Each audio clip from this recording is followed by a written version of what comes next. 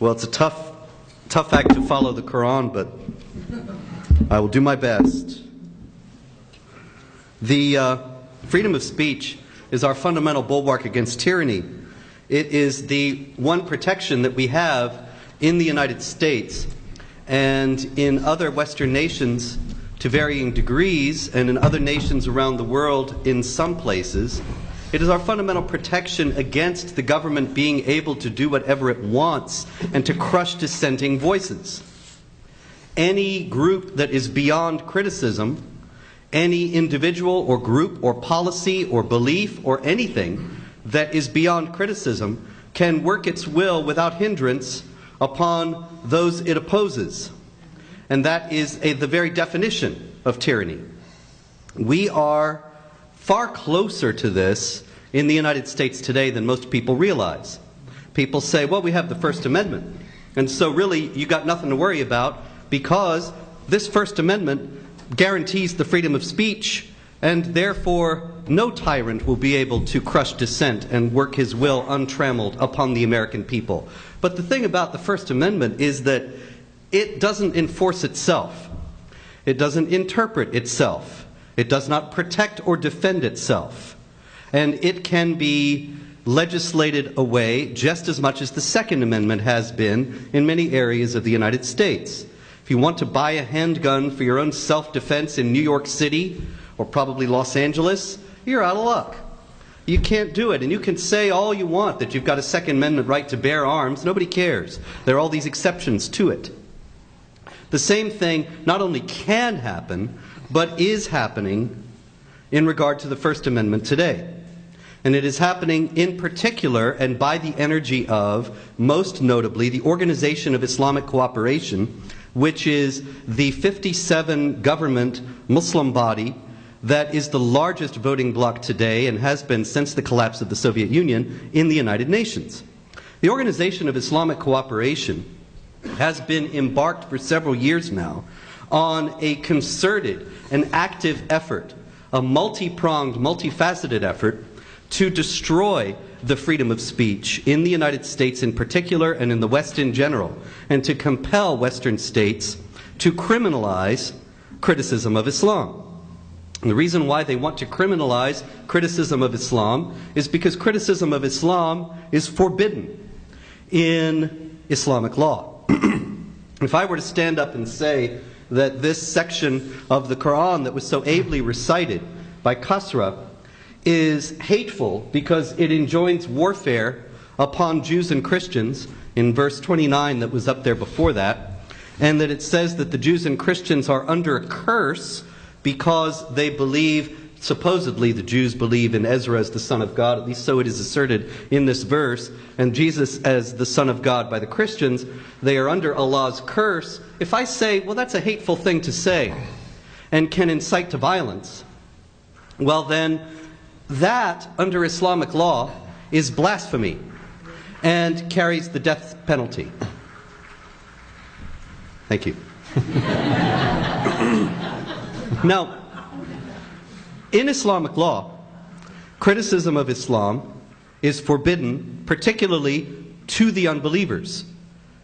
The unbelievers, as we saw actually in the verse that preceded this, which says, fight against those who do not believe in Allah and His Messenger, and do not forbid what He has forbidden, even if they are of the people of the book, until they pay the jizya, the tax, with willing submission and feel themselves subdued. The Jews and Christians, the people of the book, who have to feel themselves subdued under Islamic law, enter into what is called the zumma or the dhimma, the contract of protection.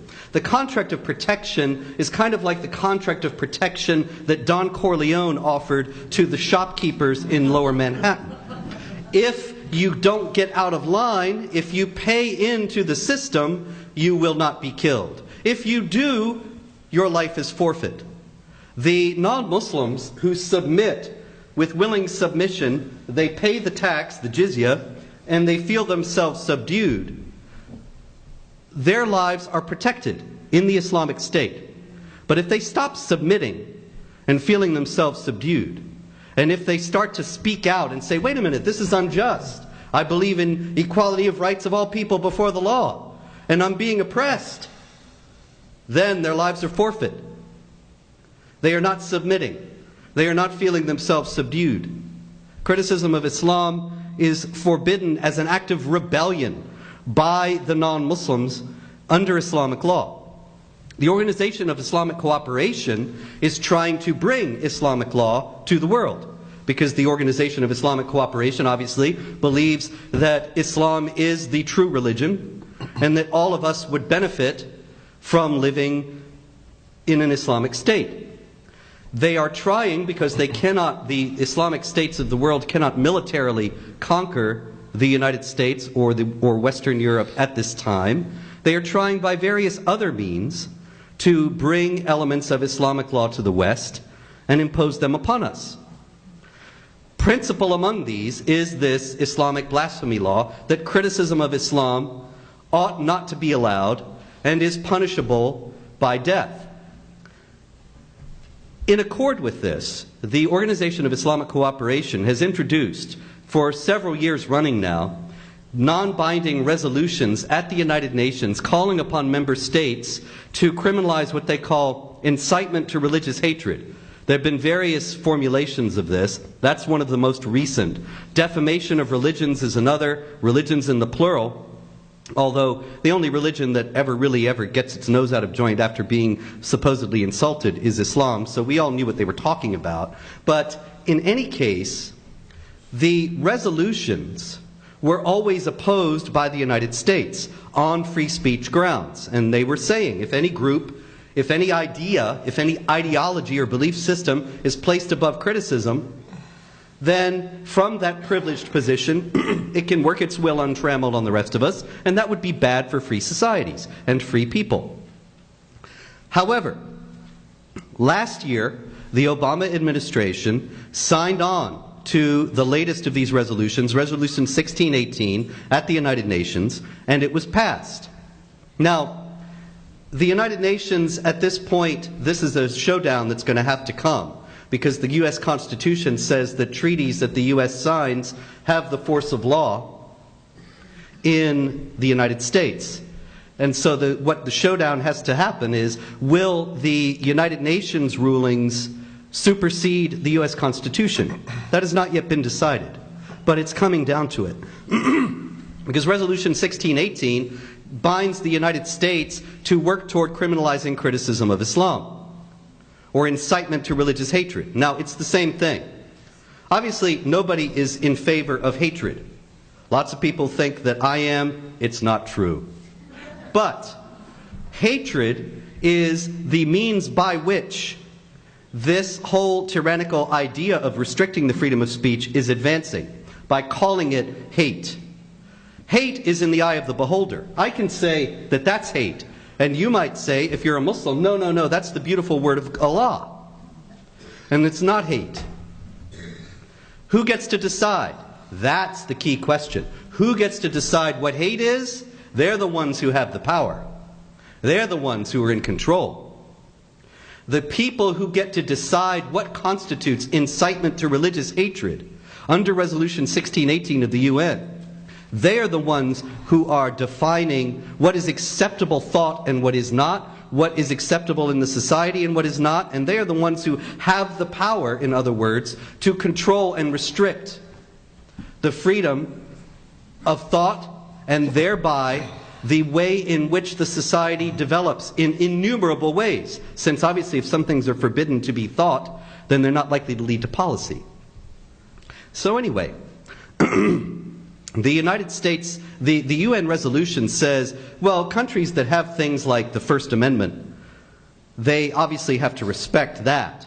But they need to work on ways to get around it. And of course, Hillary Clinton famously said that in the United States, of course, we have the freedom of speech, so we need to practice good old public shaming of those who get out of line, as if this were, I don't know, colonial Massachusetts. And what are you going to do? Put the Islamophobes in the stocks?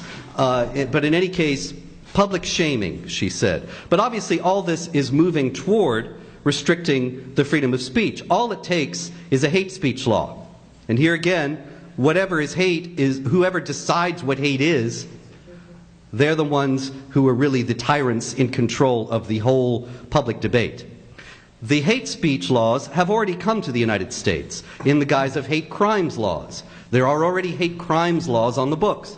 The hate crime works like this. If I beat you up and steal your wallet, that's a crime. Don't worry, I won't do it. However, if I beat you up and take your wallet while calling you a racial slur, that's a hate crime. That's the way the United States law works right now. So hate crime obviously depends upon speech. And there is forbidden speech in the United States. All you need is 5 Supreme Court justices who will say, yes, we have the freedom of speech, but criticism of Islam or defamation of religions or incitement to religious hatred or whatever they want to call it is hate speech and does not enjoy freedom of speech protections, and that's it. Now, the insidious thing about this is that the Organization of Islamic Cooperation has explicitly added counter-terror analysis to its list of things that are offensive and criticizing of Islam. Because obviously, if the Muslim terrorists are shouting Allahu Akbar and quoting the Quran before they kill people, well, if you're going to analyze their motives and goals and beliefs so as to be able to defeat them more effectively, you have to go into Islam. But if that's hate speech and it's not allowed, then those same terrorists can go ahead without anybody stopping them, because we're not allowed to discuss what they're all about. We can't understand them. We're forbidden to understand them. And that is actually the case in the United States today. The Obama administration has carried out a systematic purge of counter-terror material used by the FBI, the CIA, the Department of Homeland Security, in order to separate out anything having to do with Islam from counter-terror analysis. Now, that's fine if all the terrorists were really the right-wing extremists of Janet Napolitano's nightmares. But if you really do have Islamic terrorists blowing things up and quoting Quran in order to justify doing so and to gain new recruits among peaceful Muslims, well, then we got a problem. And the problem is worse than that, too. Recently, of course, it's been in the news that there was this attack in Benghazi at the consulate.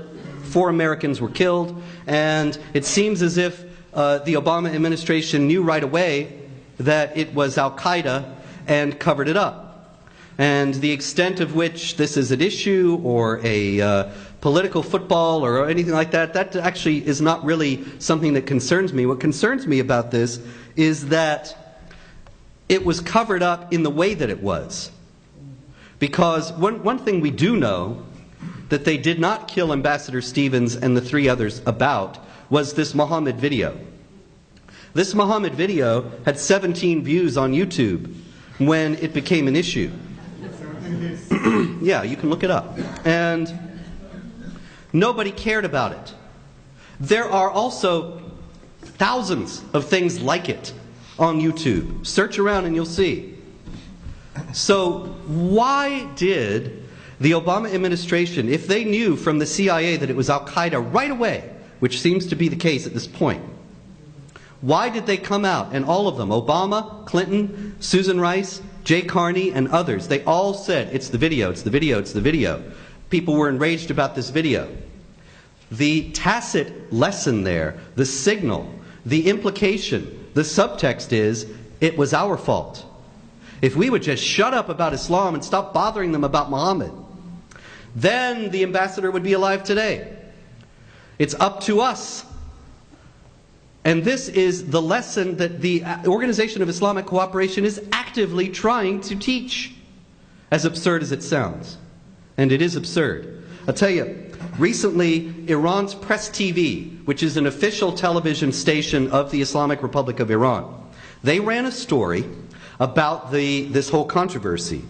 And they said that this Muhammad movie was designed to stir up anti-Muslim sentiment, and it succeeded, with many killed as a result. Now wait a minute, think about that for a minute. How many people did those Muhammad filmmakers actually murder? Correct. How many people were actually murdered by Islamic jihadists and Islamic supremacists who, in their rage over this video, supposedly, were driven to murder innocent people? all of the ones, all the people who were killed.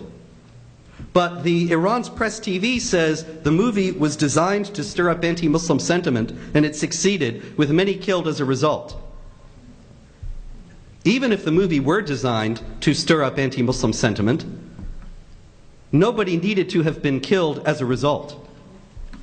That was up to the killers. That was not up to the movie makers. You could stand up now, and I expect some of you will, and say, well, you're a bigoted, racist hate monger. And I have a number of reactions I could make if you called me that. I could say, well, that's not true, and give you a detailed explanation of why what I'm doing is in defense of human rights and the equality of all people. Or I could burst into tears and run out of the room. Or I could take my concealed handgun and shoot you dead. Or any number of other reactions. Who decides which one of those reactions I will make? I do. So, let's take that lesson and expand it. Muhammad video over here. Pakistani Muslims hear about Muhammad video and they begin to riot and kill. Do they have to riot and kill? Is that the only reaction possible to them? Who is in control of their deciding to riot and kill? Whose fault is that? Whose responsibility is that? Theirs and theirs alone. They could have put out their own movie and said, this movie is false and here's the truth about Muhammad. They could have done any number of things. Instead, they killed people. And then Press TV, and this is maybe even worse, is blaming the Muhammad video filmmakers for their murders. And even worse, so did Obama and Clinton and Susan Rice. And so, we have the spectacle of the United States government being opposed to the United States Constitution. And having lost basic ideas of human responsibility, such that it doesn't understand that one controls one's own reactions and is trying to work to restrict the freedom of speech in order to supposedly keep anti-Muslim sentiment from breaking out so more people don't get killed. So, the lesson here is, if I want to shut you up, I start killing people over here and you'll shut up, right? That's the lesson. And so we are in essentially now the U.S. government is saying terrorism works. You want to shut me up? Kill some people and we will be quiet and behave. And we will obey the blasphemy laws, the laws that criminalize criticism of Islam. And we will voluntarily submit and give that up. One thing now, since the rest of our panelists have arrived, I will be brief for once and wrap up, but I did want to mention before I left, Bubba the Love Sponge. I know you're probably all fans of Bubba the Love Sponge. Well, Bubba the Love Sponge actually is a radio host in Florida. And he recently was in the news because part of this ongoing Benghazi business is the fact that the CIA director, General Petraeus, and his successor as the commander of the troops in Afghanistan, General Allen, were both involved with this mysterious woman in Florida, Jill Kelly, Jill Kawam. And we don't know what really was going on here, but one thing did come out. And that is that there's a radio host named Bubba the Love Sponge who had announced that he was going to deep fat fry the Quran. Yes. I mean, I think it's a waste of a good deep fat fryer, but in any case, he was going to deep fat fry the Quran. And Petraeus and Allen are over in Afghanistan, and they know what's going to happen if he deep fat fries the Quran and it gets out over in Kabul. They know what's going to happen. People are going to get killed. So they had a teaching moment. They had a teaching moment opportunity. They could have said to the noble people of Afghanistan, as General Allen referred to them in his video abjectly apologizing for an earlier Quran incident, to the noble people of Afghanistan, I tell you, grow up. He could have said that. He could have said, stop killing people who have nothing to do with whatever's bothering you. And stop being bothered about what some idiot does half a world away. It doesn't hurt your Quran. It doesn't hurt you. Shut up. Now, he could have said that. He didn't. What General Petraeus and General Allen did was contact Jill Kelly and plead with her to contact Bubba the Love Sponge and get him to not deep fat fry the Quran. That's two United States generals, one of them who became the head of the CIA, and they're worried to death about Bubba the Love Sponge. And in the face of violent intimidation and violent actions against the freedom of speech, instead of trying to explain the value and importance of the freedom of speech, they move to shut up an American who is exercising his freedom of expression in order to placate and appease those violent thugs. This is halfway around the world. This is a very serious situation that we have over the next 4 years. Like I said, it only takes 5 justices, and the freedom of speech is dead, and with it, the American Republic and free society in general. And so, the fundamental struggle, or jihad, if you will, that we face today as free people is to preserve and protect the freedom of speech. Because if we do not, at this point, if we are not able to articulate to our friends and our neighbors, if we are not able to make a passionate and powerful case in its defense, if we are not able to prevail upon our legislators to resist any and all attempts to restrict it, then we will surely lose it, and we will all be the poorer for it. And our children and grandchildren will look back at our generation as the one that allowed freedom to be extinguished. Thank you very much.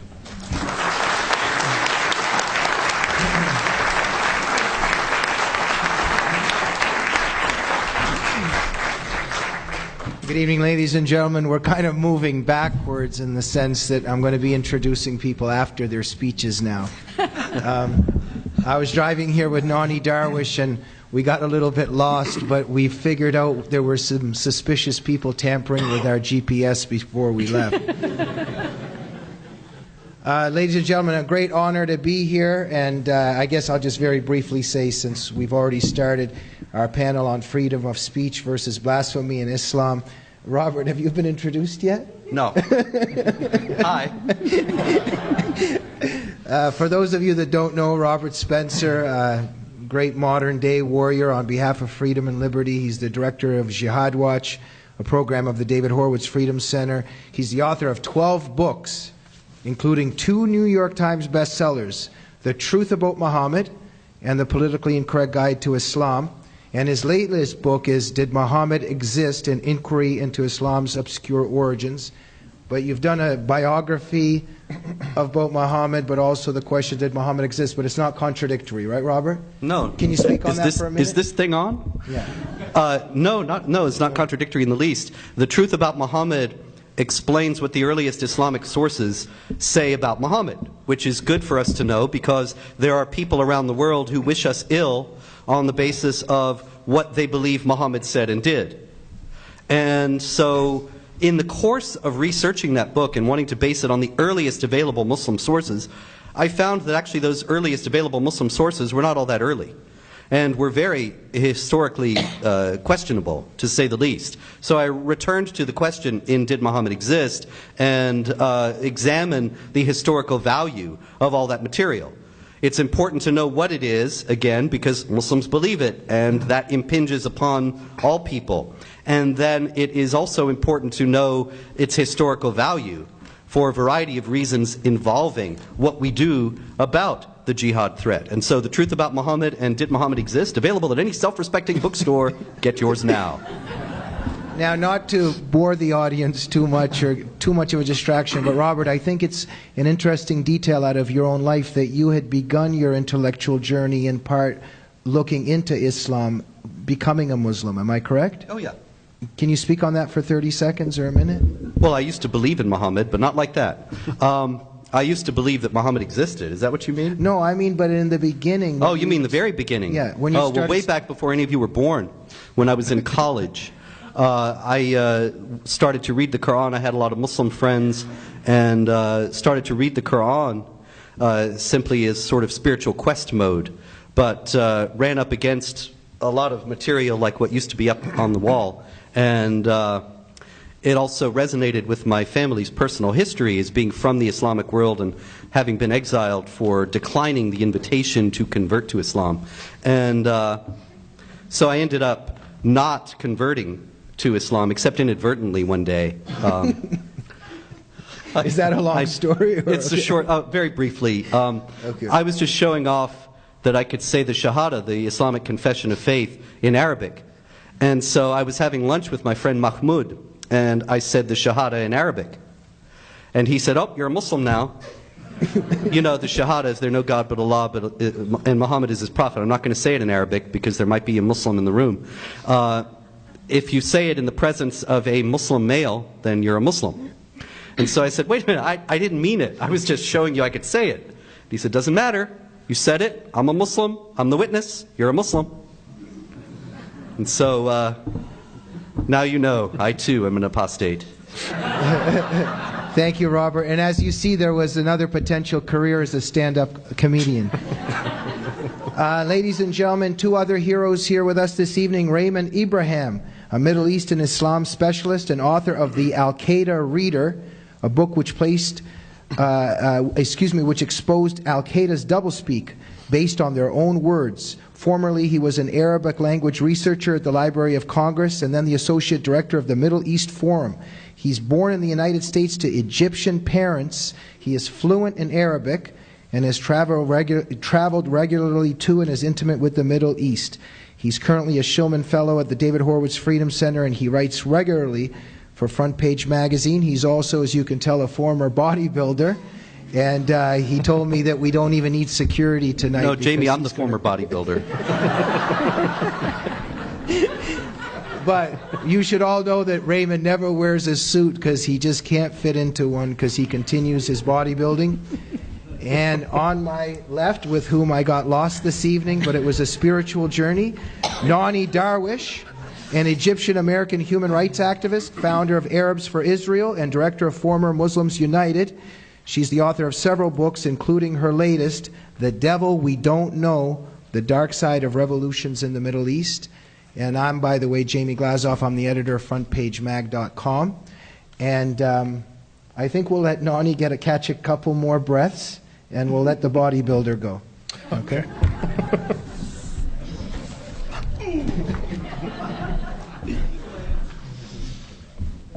Hello, everyone. I'm happy to be here. Can you hear this? Can you hear me now? How about now? Okay.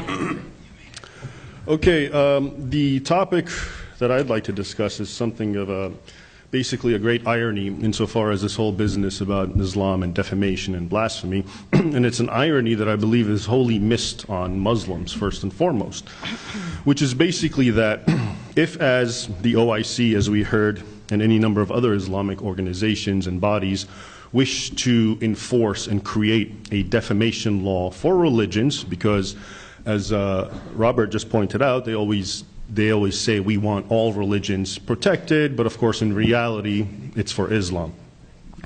But they always use this sort of language that is inclusive and says all religions need to be respected, no one should defame them, etc., etc.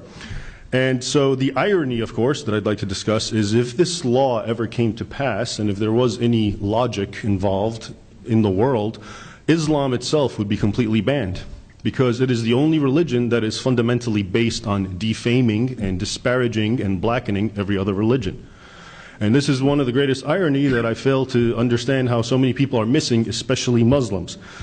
So first, let me, just to kind of set the stage, give you a few quotes, all in the context of the Muhammad YouTube movie that created or was used as a pretext for havoc, death, and destruction, as usual. The OIC, Organization of Islamic Cooperation, issued a statement saying that it deplored an offensive and derogatory film on the life of Prophet Muhammad and called on the producers to show respect to the religious sentiments held sacred by Muslims and those of other faiths, because the OIC wants you to know that it respects all religions. This isn't just about themselves. Okay. The Turkish Prime Minister Erdogan, when the film came out and all the havoc and riots, said that the film insults religions, plural. And then he called for, and this is a quote, international legal regulations against attacks on what people, not just Muslims, deem sacred. Again, he used it in a very inclusive way to point out that we, Muslims, are against attacks or derogatory statements or blasphemy or anything else against religions. Even Saudi Arabia's Grand Mufti, who a year earlier issued a fatwa saying every single church anywhere near the Arabian Peninsula must be destroyed according to Islamic law, and actually according to Muhammad's deathbed wish, which was basically that no two religions can be practiced in the Arabian Peninsula. This same man actually issued, in response to the Muhammad movie, the YouTube one, he called for a global ban on insults targeting all religious figures. And then the Grand Mufti, or the Grand Imam of Egypt's Al-Azhar, again the top Islamic figure of Egypt and one of the highest Islamic institutions, called for a UN resolution outlawing insulting symbols and sanctities of Islam and other religions. Okay, so keep in mind that all of these organizations make it a point to say we don't want any religion to be attacked. And they have to do that because, of course, why should the international community really care or give them ear if it's only about Islam? So they have to use that line. Now, to continue, we have to define real quickly, so what is defamation? Because that's usually the word used in the context when these topics come up in the UN and international bodies. Definition of defamation, just to give you typical standard dictionary definitions, is basically to blacken another's reputation or a false or unjustified injury of the good reputation of another, as by slander or libel, or basically to disparage and offend the beliefs of someone else. This is defamation, and I think most Muslims would agree, yes, this is what defamation is, and they want it outlawed for Islam and, technically speaking, for all religions. Okay, so then we come to a big problem. What then do we do with the fact that Islam's core religious texts, beginning with the Quran itself, followed by the Hadith, and followed by the edicts and the verdicts of the ulama, which is basically, in Arabic, what's known as usul al-fiqh. Usul al-fiqh is basically all of those texts and documents that formulate Islamic law and basically define what is right and wrong in Islam. What are they? The first one is the Quran, of course. The second one is the Hadith, which is basically the recorded words and sayings of Muhammad, as well as the companions, the righteous companions, including the first four caliphs. And after that, another major source of what formulates right and wrong in Sharia is basically the ulama, or the Islamic scholars, and if they ever reach a consensus on something, then it becomes part of Islamic law. So, let's begin at looking at a few Quranic verses. Quran 573 declares, in no unequivocal terms, and I'm reading as a quote, that infidels are they who say Allah is one of three, which is a reference to the Christian Trinity. Quran 572 says infidels are they who say Allah is the Christ, basically Jesus, and then it says Son of Mary. And Quran 930 goes on to say, the Christians say the Christ is the Son of Allah. May Allah's curse be upon them. Okay, so now I have a question, and this would be a question to Muslims basically. What if a Christian book, an authoritative Christian book, say the Bible, went out of the way and wrote in it, and it said, infidels are they who say Muhammad is the prophet of God, Allah's curse upon them? Would that not be defamation? Would that not anger Muslims? Would that not cause riots and havoc and destruction? And here it is in the Quran, and yet apparently it's not deemed a defamation against other religions, in this case Christianity. Let's look at another source, the Hadith. As I mentioned, the Quran is the pillar. The second pillar amongst Sunnis, of course, is the Hadith, the recorded sayings. There's a Hadith that says that the Christian cross, which is of course venerated among millions of Christians of all denominations, is of course defamed and disparaged against in Islam. Muhammad himself insists in a hadith that when Jesus returns, he will be so angry at the concept of the cross that it will be his first thing to do is to destroy all the crucifixes of the world and then kill the pigs. But first he's going to destroy all the crucifixes. Now this is a canonical hadith, and these are the words of Muhammad. Muhammad himself, whenever he entered in a place and he saw any object that looked like a cross, would destroy it. And when he would meet anyone who had a cross on, would tell them, take that idolatry thing off. So now I wonder, the question of course to Muslims would be, what if a Christian book basically said that the sacred things of Islam, one of the most being the black stone of the Kaaba in Mecca, the meteor, the black stone that they all venerate and revolve around and kiss.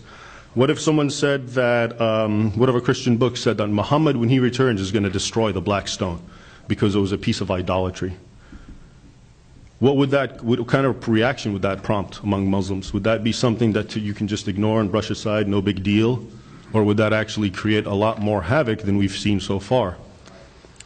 Now let's look at the top Islamic scholars and the sort of things that they've said, their exegeses.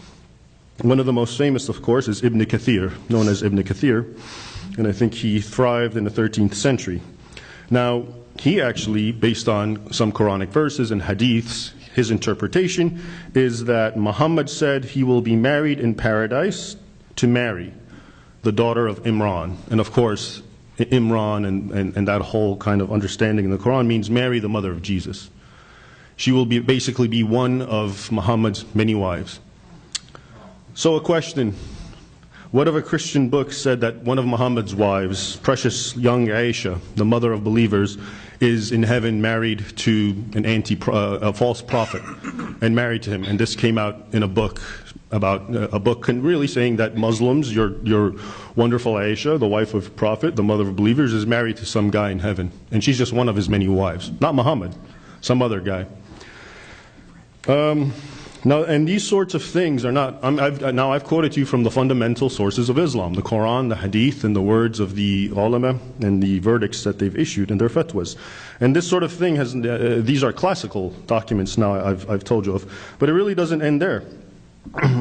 I just saw recently on a very popular Islamic website called Islam Web, which issues Arabic fatwas, an entire fatwa based on justifying and saying it is permissible for Muslims to curse and demean Christianity. And then they clarify the Christianity that is the false Christianity, that is the one that every Christian believes in, not the mythical Christianity of the Quran, which never existed and has no basis. And so here you have a fatwa legitimizing and saying in an Islamic context it is okay for Muslims to curse and make fun of and disparage Christianity.